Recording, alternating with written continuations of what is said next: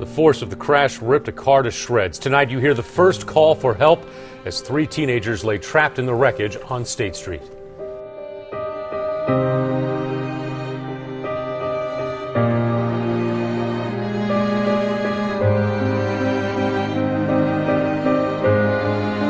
Crash on I-40 last week paints a graphic picture of the immediate aftermath. News 13's Amanda Goodman is live in the Newsplex with the tape.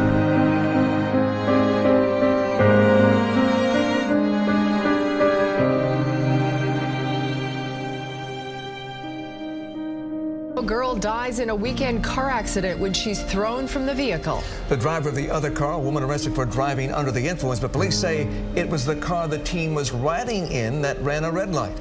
Fox News' Amy Lane with the story. We begin with a developing story about 3 local teens who died in a car crash. 2 other teens are listed in critical condition.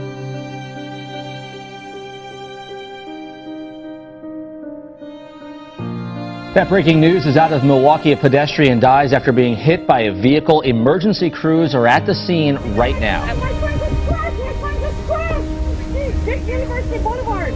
Are you please? It's rigid in the car. They are moving. We need emergency right now. It's 611 University Boulevard. Are you going to get to the car now? Because nobody's moving the car.